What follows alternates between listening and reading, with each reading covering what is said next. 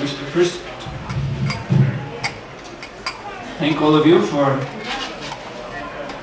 gathering here this evening for the Sri Krishna Janmastami festivities here in ISKCON Helsinki. Kiitoksia kaikille, jotka olette tulleet tänne juhlimaan Sri Krishna Janmastamia Krishna-liikkeen Helsingin temppeliin. As you know, today is an extremely important day of our year because here we observe the appearance of Lord Sri Krishna in this world. Kuten tiedämme, tänään on vuoden tärkein päivä tässä traditiossamme, koska juhlimme Herra Sri Krishnan ilmestymistä tähän maailmaan. And this evening I would like to say a few words about the Lord's mission. Ja tänä iltana haluaisin sanoa muutaman sanan Herran tehtävästä. The reason why he has incarnated in this world. Syystä siihen, miksi hän on inkarnoitunut tähän maailmaan. Now, that's hard to do, to talk about the Lord's reason for coming. Toki on vaikeaa puhua siitä syystä, miksi Herra tulee. I've heard my spiritual master explain that since there are so many reasons that the Lord brings together in his activities, that they actually cannot really be explained in full. Olen kuullut, kun henkilön opettajani on selittänyt, että kun Herra ilmestyy, niin hän näissä teoissaan liittää yhteen monia eri asioita, joten näitä on hyvin hankala selittää. But I wish to look at this question from the point of view of Srimad Bhagavatam. Haluaisin katsoa näitä kysymyksiä Srimad Bhagavatamin näkökulmasta. The Srimad Bhagavatam is a scripture from which we get the best description of the Lord's appearance and his activities. Srimad Bhagavatam on se kirjoitus, joka parhaiten kuvaa Herran ilmestymistä ja hänen tekojaan. So there's a verse in the 10th canto. Srimad Bhagavatamin 10. laulussa on eräs säe. Anugrahaya bhaktanam manusham dehamashita bhajate tadrishi kripa yashutva tat parobhavet. So in short translation, this means the Lord appeared in this world anugrahaya bhaktanam, out of mercy to his devotees. Lyhyesti käännettynä tuo säe kuuluu, että Herra ilmestyy tähän maailmaan kokiessaan armoa, osoittaakseen armoa bhaktojaan kohtaan. Manusham deham ashrita. And thus he appeared as if he was human. Ja näin hän ilmestyi aivan kuin hän olisi ihminen. And in his human-like pastimes, his name, his form, his qualities, his pastimes, his relationships, these are all transcendental subject matter. Ja näissä ihmisen kaltaisissa leikeissään Herran nimi, muoto, leikit ja ominaisuudet, ne kaikki ovat yliasteellista laatua. So these transcendental subject matters of Krishna's Janma, Karma, and so on, they are still with us. Ja nämä Krishnan Janman ja Karman, eli ilmestymisen ja tekojen yliasteelliset puheenaiheet ovat yhä kanssamme. And so we should hear them. Joten meidän tulisi kuulla niistä. If we hear them even now, 5,000 years later, jos kuulemme niistä nyt, jopa 5,000 vuoden jälkeen, we can receive the same mercy that he showed upon his devotees 5,000 years ago in his appearance. Voimme ottaa vastaan sen saman armon, jota hän osoitti noille baktoilleen 5,000 vuotta sitten ilmestyessä. If we serve him. Jos me palvelemme häntä. Because this is the conclusion of hearing. Tämä on kuulemisen tulos. Bhajate tadrishi kripa yashutva prabhavet. So the mercy, kripa, is there for those who take up bhajan or devotional service. Armo on niiden ulottuvilla, jotka alkavat harjoittaa bhajanaa, antaumuksellista palvelemista. Without that element of bhakti bhajan, then simply hearing about Krishna's lila, that is fruitless. Ilman tuota bhaktia, bhakti bhajanaa, Krishnan leikeistä kuuleminen on hedelmätöntä. There are many circles in which Krishna's lila, his pastimes, are heard and discussed. Krishnan leikeistä ja teoista kuullaan monissa piireissä. But unfortunately, they take these activities to be ordinary material activities. Mutta valitettavasti he pitävät noita toimintoja tavanomaisena aineellisena toimina. They take Krishna to be an ordinary person. He pitävät Krishnaa tavallisena ihmisenä. They do not understand the transcendental nature of his mission. Eivätkä he ymmärrä hänen tehtävänsä yliaistimista laatua. Which again, anugrahaya bhaktanam, to show mercy upon his devotees. Joka on, että hän haluaa osoittaa armoaan bhaktojan kohtaan. That is to deliver his devotees. Vapauttaakseen bhaktansa. Vrittanaya sadhunam, to deliver his devotees from the miseries of this material world. Bring them back home, back to Godhead. Hän vapauttaa bhaktansa tämän aineellisen maailman kärsimyksiltä ja tuo heidät takaisin kotiin, takaisin jumaluuteen. And as I said, this is just as good now as 5,000 years ago. Ja kuten juuri sanoin, se on aivan yhtä hyvä nyt kuin 5000 vuotta sitten. Because the subject matter of Krishna's appearance remains with us. Sillä näiden Krishnan toimintojen puheenaiheet ovat yhä kanssa.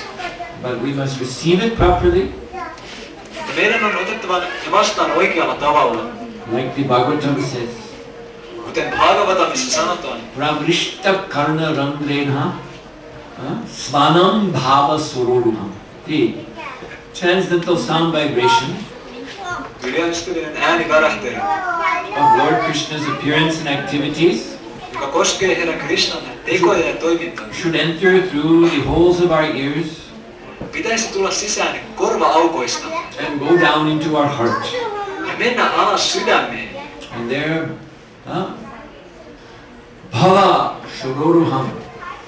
There, if we have received these glories of the Lord properly, then svanam bhava soro. Then the lotus-like relationship that we all have with the Lord will bloom in our heart. Ja jos olemme kuulleet näistä Herran toiminnoista oikealla tavalla, niin silloin tämä lootuksen kaltainen suhteemme Herraan puhkeaa taas kukkaan. You see, our very essential identity as spirit, as soul, meidän pohjimmainen identiteettimme on henkeä, olla sielu. is like a lotus bud in the heart. Se on kuin lootuksen nuppu, joka on sydämessä. So, everyone here is a spiritual soul. Jokainen täällä on henkinen sielu. And as such, everyone here is eternal, full of knowledge, full of bliss in their original identity.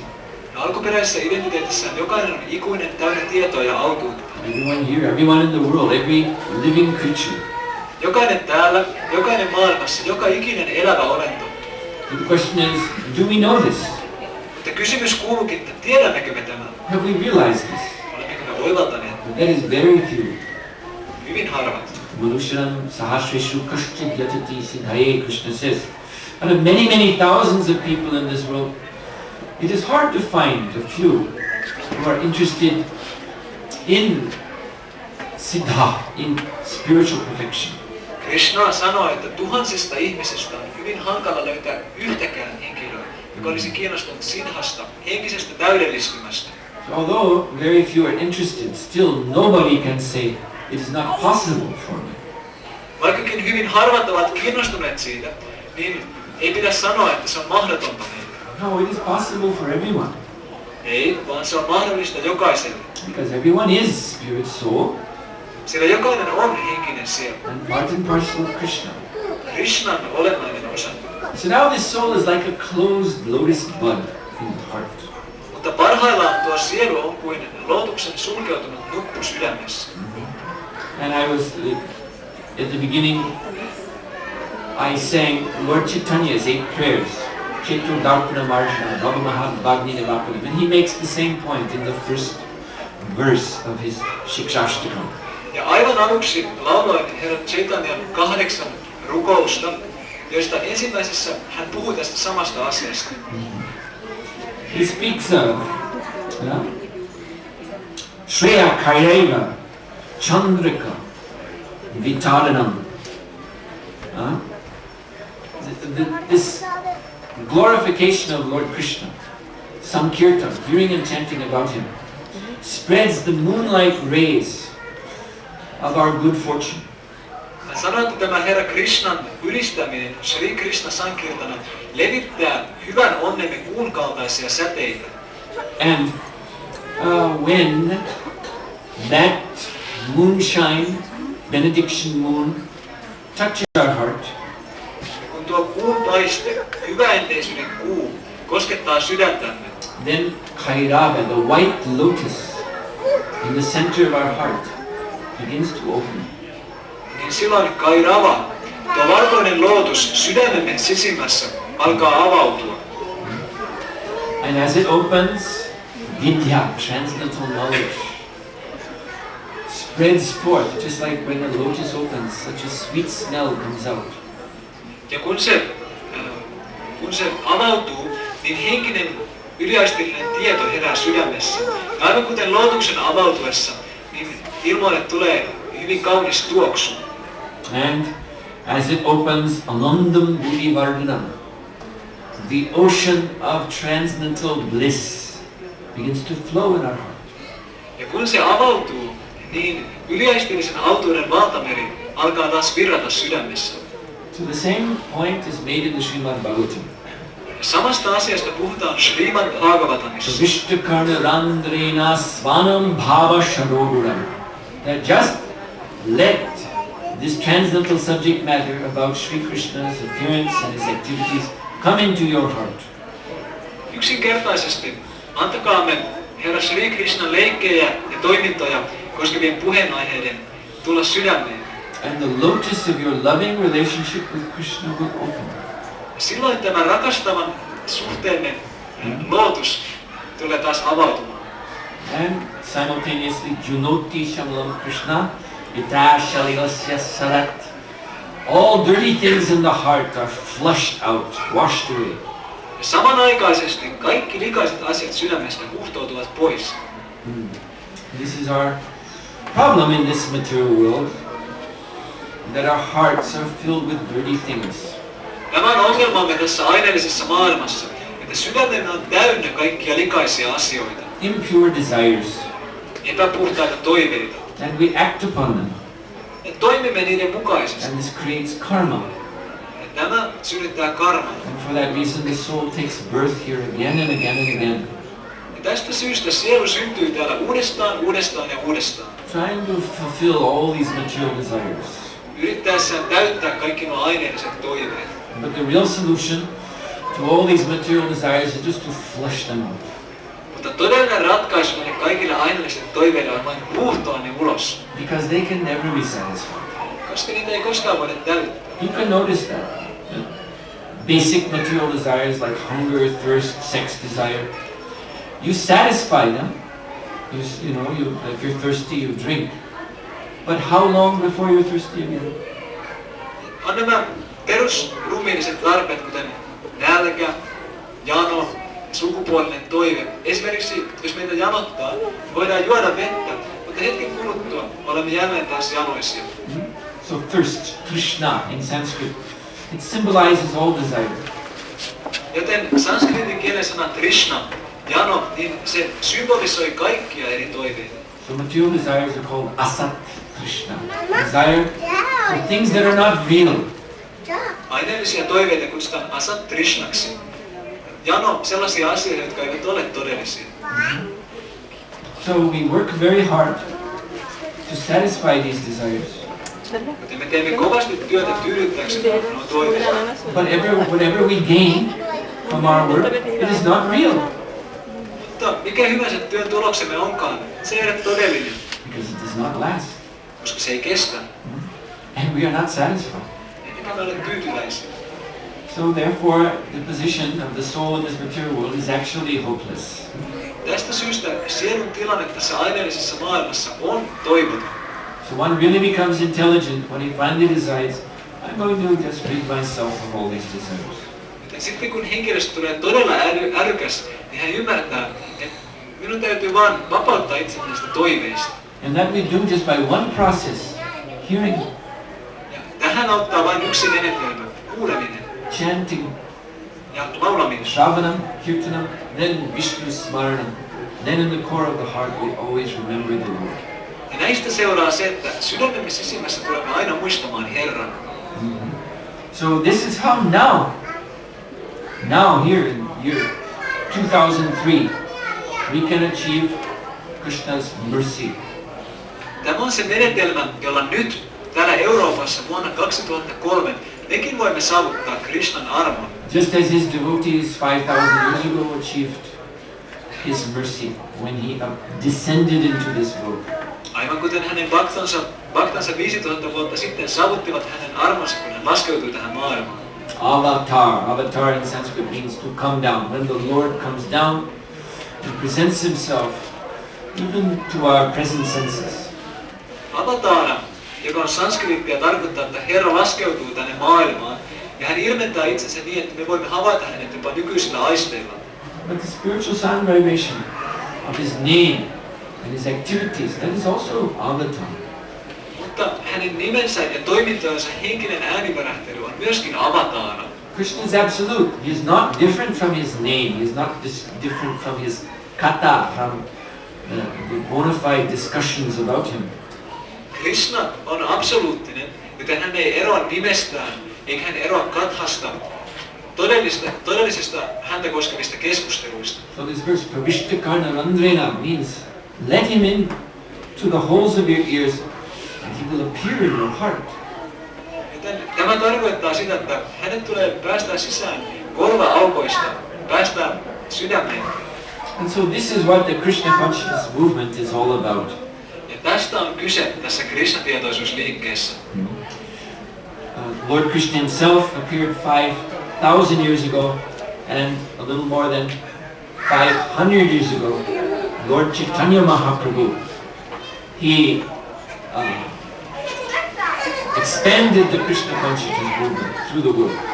Herra Krishna ilmestyi 5000 vuotta sitten, ja ihan pikkasen yli 500 vuotta sitten ilmestyi Herra Sri Chaitanya Mahaprabhu, joka levitti tämän Krishna-tietoisuusliikkeen kaikkialle maailmaan. Lord Chaitanya Mahaprabhu is showing us through his movement, his Hare Krishna movement, how we can become Krishna conscious here and now. Ja Herra Sri Chaitanya Mahaprabhu näyttää tämän Hare Krishna-liikkeen välityksellä, kuinka voimme tulla Krishna-tietoiseksi täällä ja nyt. And to this end, Chaitanya Mahaprabhu has given 3 instructions. Ja tämän päämäärän saavuttaaksemme Herra Chaitanya Mahaprabhu on antanut meille 3 ohjetta. The first one is Bolo Krishna. Ensimmäinen noista on Bolo Krishna. This is a very simple language. Yksinkertaista kieltä. This is Bengali, but there are many Indian languages where if I say Bolo Krishna, I think every Indian person knows what I'm saying, even if you're not from Bengal. Tämä on bengalin kieltä. Intiassa on monia kieliä, mutta nämä sanat Bolo Krishna niin herättää varmasti jokaisen intialaisen ymmärryksen siitä, vaikka ne olekaan bengalissa. Bolo Krishna means say Krishna. Sano Krishna. Chant his holy name. Laula hänen pyhiä nimiä. This is instruction number 1. Tämä on ensimmäinen ohje.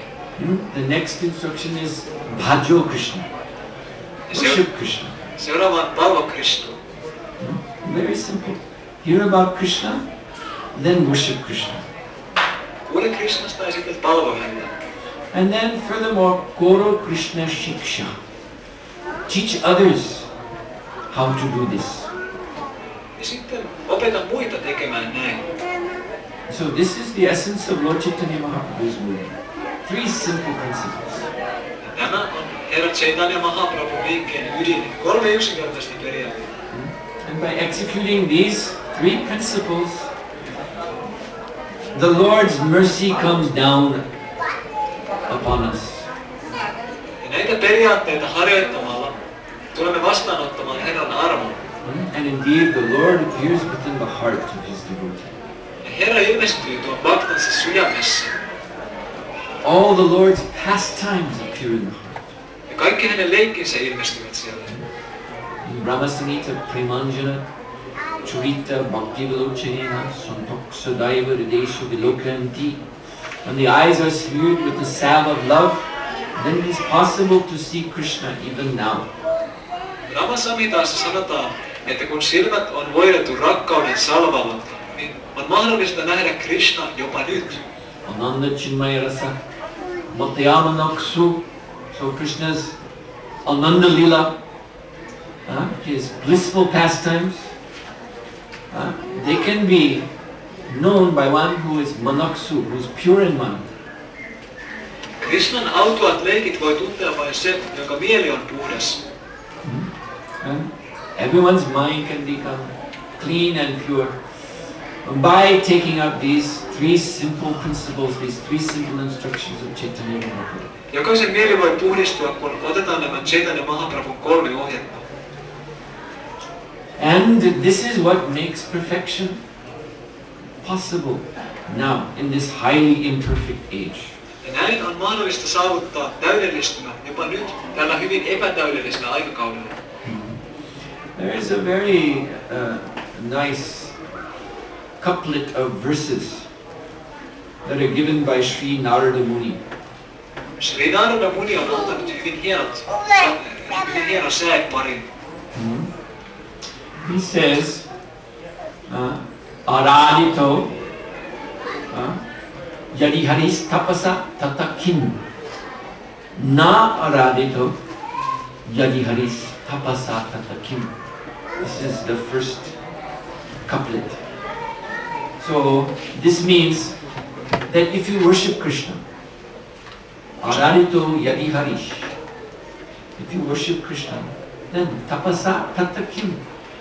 What is the need of tapasa? Means austerity, or it means practically any other spiritual practice that one may do, like yoga, meditation, anything like that, fasting. What is the need of it if you worship Krishna? Jos palvomme Krishnaa, niin mihin tarvitsemme tapassaa?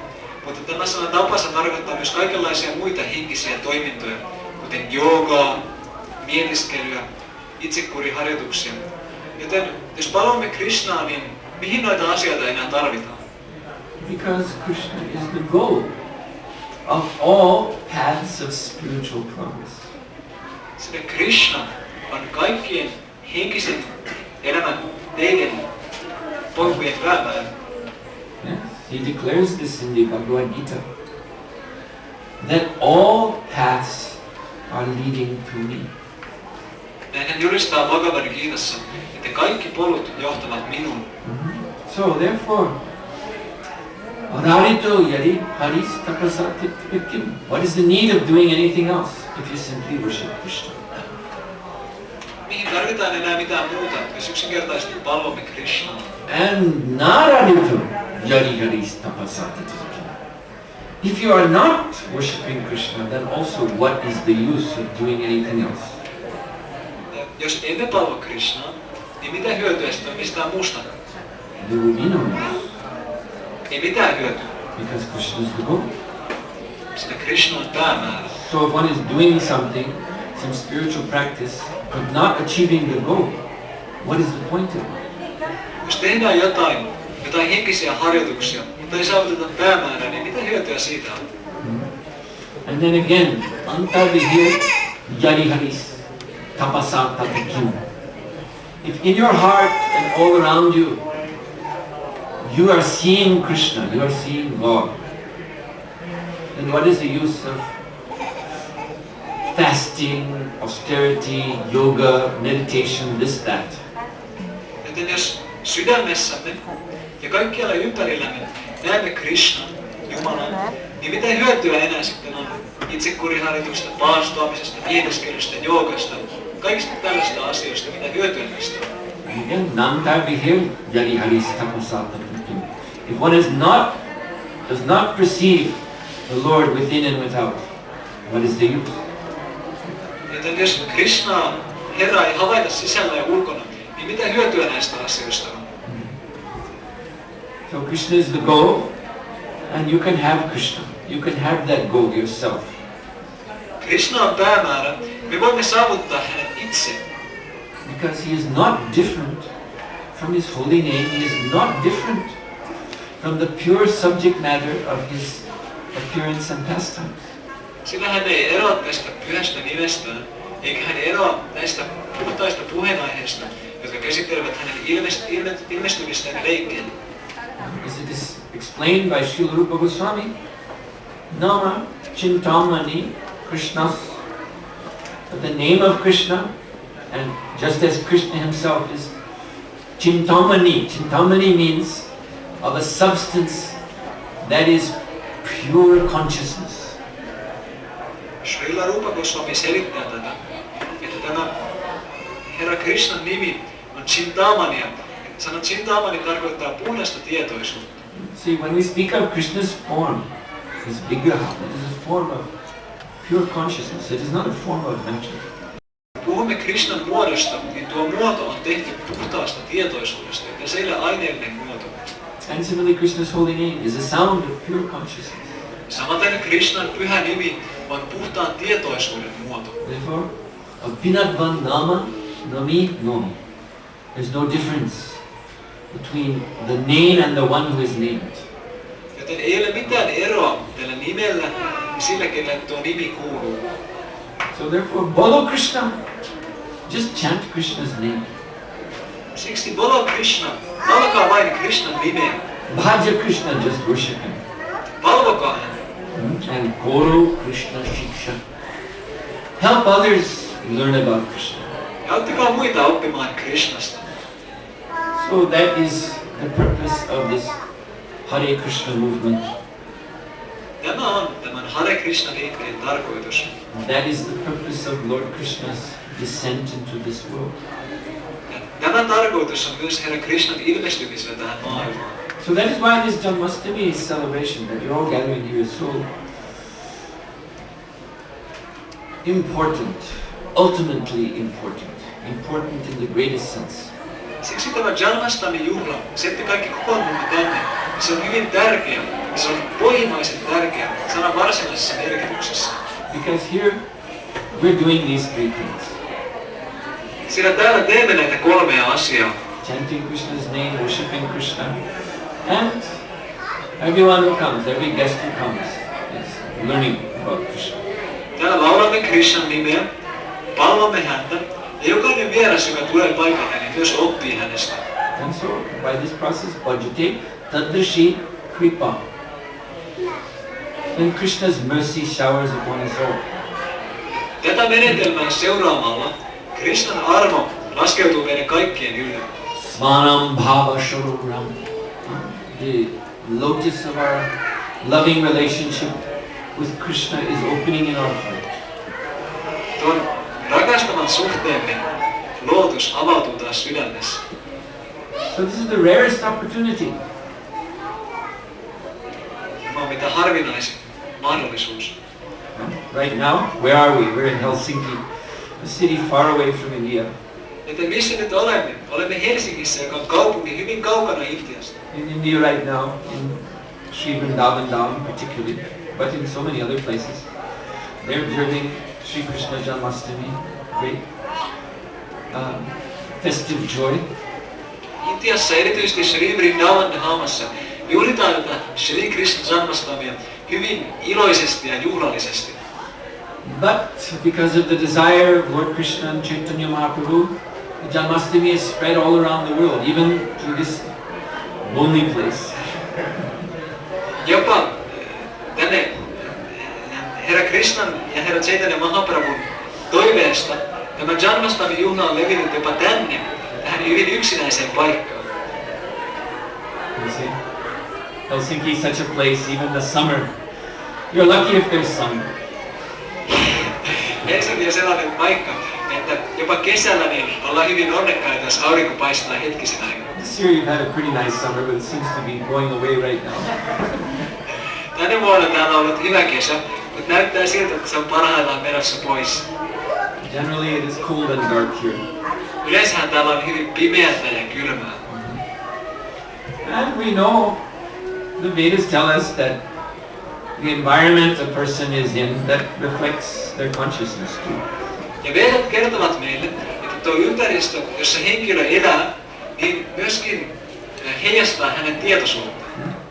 But now Krishna has come. This is what's important. Mutta nyt Krishna on tullut ja se on hyvin tärkeää. The light of Krishna consciousness has pervaded the entire world. And even in Helsinki, we can be his devotees. Krishnan tietoisuuden valo on tulvinut kaikkialle maailmaan. Jopa täällä Helsingissä meistä voi tulla hänen baktojana. He told Arjuna 5,000 years ago, Manmana, think of me. Now you can do that.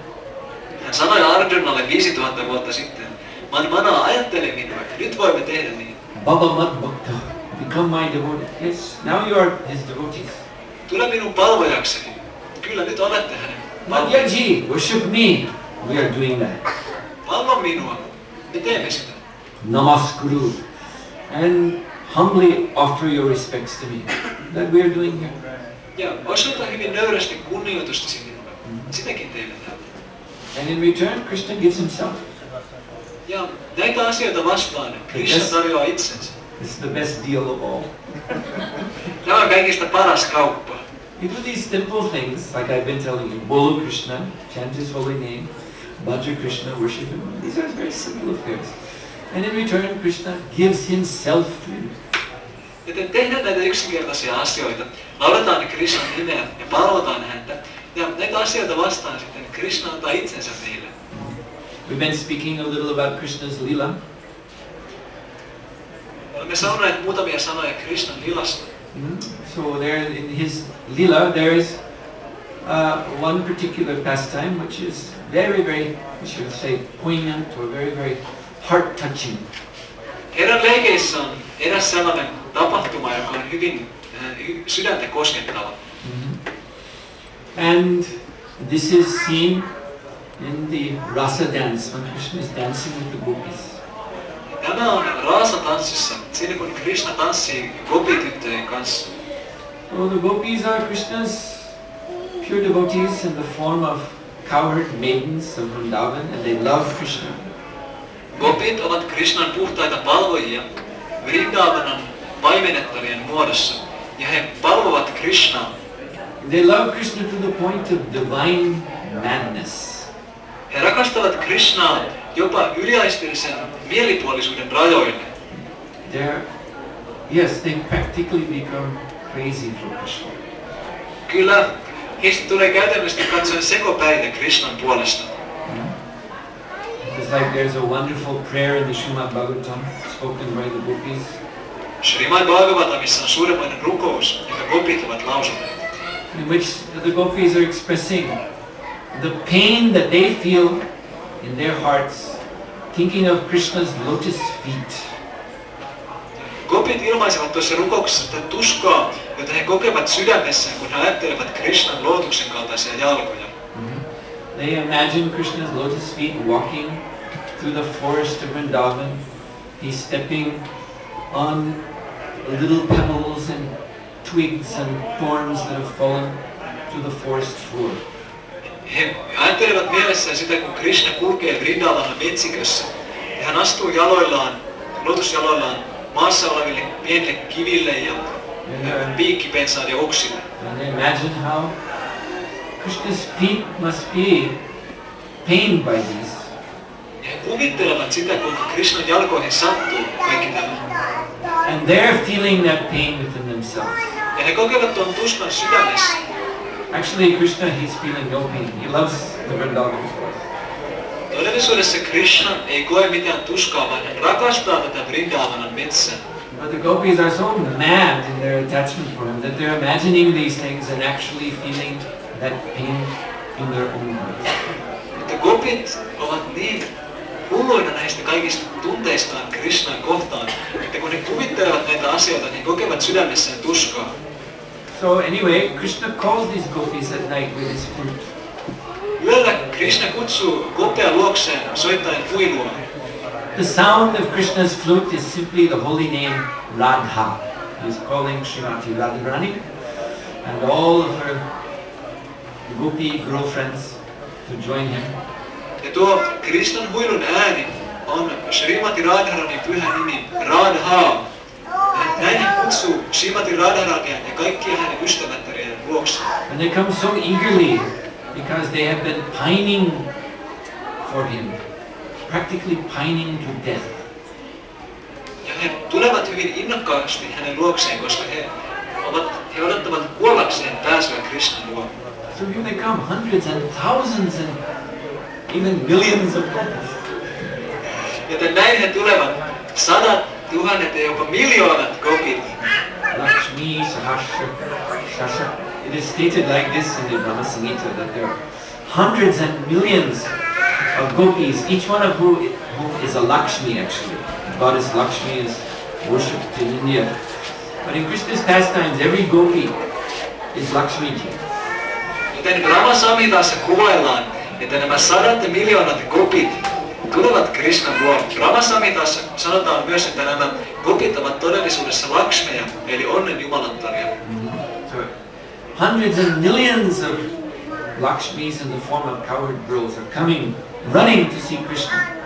Sadat ja miljoonat Lakshmit paimenettarien muodossa juoksevat saavuttaakseen Krishnan.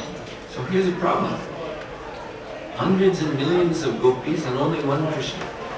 Joten tässä on ongelma. Satoja miljoonia gopeja ja vain yksi Krishna. Now I return to one of my first points.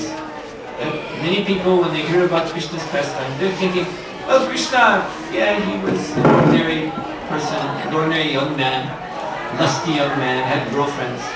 So if he was like that, then what would he do about these hundreds and millions of gopis coming to see him? How would they see him? Can you imagine a crowd of hundreds and millions of girls? Most of them won't be able to see Krishna at all. Joten nyt voi palata tähän alkuperäiseen asiaan, mistä puhuin. Että jotkut ihmiset pitävät Krishnaa tavallisena miehenä, ehkä hieman himokkaanakin miehenä, jolla on monia tyttöystäviä. Joten jos kaikki nämä sadat ja miljoonat gopit, nämä tytöt tulevat Krishnan luokse, niin kuinka he kaikki pääsevät näkemään Krishnan? Se on mahdotonta. This problem is even indicated in a verse from the Vedas. Vedoissa on eräs säädös, jossa myös puhutaan tästä ongelmasta. Eko Devaha. There is only one God. Eko Devaha, vain yksi Jumala. Eko Deva, Nitya-lila, Nirukto Bhakta Vyapakrityarantaratma. Yet this God, one God, he has millions and millions, countless of worshippers. Mutta tällä yhdellä Jumalalla on miljoonia ja miljoonia, loputtomia palvojia.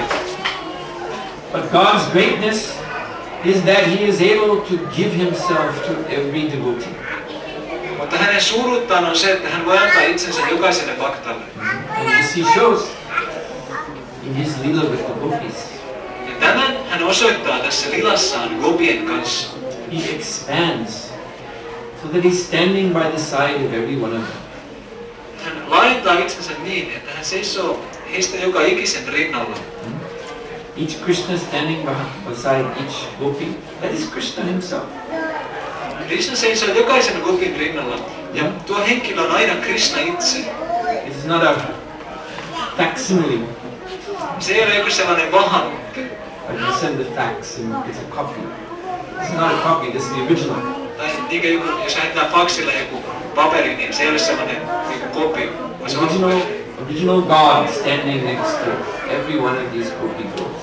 alkuperäinen Jumala seisoo joka ikisen gopin rinnalla. God can do this. Jumala voi tehdä näin. God gives himself to his devotee without reservation. Itsensä bhaktalle vailla mitään varauksia. And for such seeming cheap price.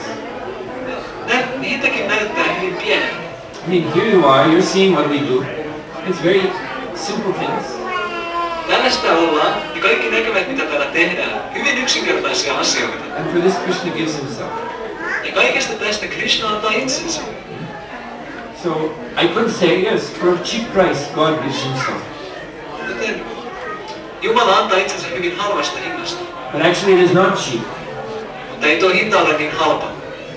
Because see how out of the whole population of Helsinki or Finland, how many are here? Very few. Katsokaamme, kuinka monet Helsingin tai koko Suomen asukkaista ovat tulleet, hyvin harvat. There are very few customers for what Krishna has to give. Asiakkaita on hyvin vähän hakemaan sitä, mitä Krishna haluaa antaa meille. And this goes back to the misfortune of the souls in this world. Tämä juontaa juurensa tämän maailman sielujen epäonneen. Manushanam sahasrashu kashchit yatati siddhaye.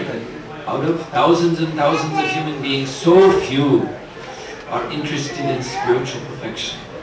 Että tuhansista ja taas tuhansista ihmisistä hyvin harvat ovat kiinnostuneita saavuttamaan henkisen täydellisyyden. And yet we are all spiritual beings. That is what we are. We are spirit soul. Mutta me kaikki olemme henkisiä olentoja. Joka ikinen meistä on henkinen sielu. But so few of us are interested in actually knowing that, what we really are. Mutta hyvin harvoja meistä kiinnostaa tämän tietäminen, ketä me todellisuudessa olemme. And therefore this is called the world of Maya, the world of illusion. Ja siitä syystä tätä paikkaa kutsutaan Mayan harhan maailmaksi. But Krishna is so wonderful, he never gives up. Mutta Krishna on niin suuremmoinen, että hän ei koskaan luovuta. Yes, he comes only once in a day of Brahma. Hän tulee vain kerran Brahmaan päivässä. And then he goes after 125 years. Ja sitten hän lähtee pois 125 vuoden kuluttua. But as I said already, he leaves this wonderful transcendental subject matter that we can continue to hear and chant millennia after millennia. Ja kuten sanoin, hän jättää kuitenkin nuo suuremmoiset yliaistilliset puheenaiheet, joista voimme jatkaa kuulemista aikakausi toisensa jälkeen. Nava Nava Rasa, it is ever fresh. Ja se on ikuisesti tuore. And if we taste the nectar, the ever fresh holy name of Krishna and Krishna Katha, the subjects about Krishna, you'll have Krishna. Ja jos maistamme tuon Krishnan pyhän nimen ikuisesti tuoretta nektaria, Krishnan leikkiä ikuisesti tuoretta nektaria, ja tulemme taas saamaan Krishnan. So that is why we're here tonight. Siksi olemme tulleet tänne tänä iltana. And the fact that you're all here means that you're the rarest of souls. Ja tuo tosiasia, että te olette täällä, todistaa, että te olette mitä harvinaisimpia sieluja. You are interested in Krishna. Koska te olette kiinnostuneet Krishnasta. Otherwise, why would you be here? Miksi muuten olisitte täällä? And because you're interested in Krishna, Krishna is interested in you. Never forget that. Ja koska te olette kiinnostuneita Krishnasta, niin Krishna on kiinnostunut teistä. Älkää ikinä unohtako tätä. How many are here for the first time? Moniko on täällä ensimmäistä kertaa? Okay. Good. We have a few people for the first time here. I want to tell you something. You'll walk out of here tonight, and you may think, well, that was interesting, but I have other things to do in my life. Kun lähdette pois täältä tänä iltana, niin todennäköisesti ajattelette, että on ihan se aika mielenkiintoista, mutta minulla on kyllä paljon muutakin tekemistä elämässä. But I want you to know that when you walk out of here tonight, someone will be following you. Mutta voin kertoa teille, että kun te kävelette pois täältä, niin joku seuraa teitä. Not anyone that you see here, not me or putting on a black coat and pulling down a hat and coming in. It won't be like that. Ei joku meistä. Me laittaisiko sinne musta takki päälle ja sellainen lippalakki päähän ja tulisimme. Ei kukaan meistä. But Krishna will follow you. Krishna, hän seuraa teitä. He will follow you for the rest of your life, in your next life, however long it takes, until you come back to him. Hän seuraa teitä tämän elämänne loppuun, seuraavan elämänne loppuun, niin kauan kun se kestääkin, että taas palaamme hänen luokseen. This is wonderful. Tämä on hyvin suuremmoista. That's what Srila Prabhupada, Guru Maharaj used to say. Krishna consciousness is simply wonderful. Ja tätä Srila Prabhupada sanoikin, että tämä Krishna-tietoisuus, tämä on yksinkertaisesti suuremmoista. So all of you are so special. Krishna is interested in you. Krishna wants you because he loves you.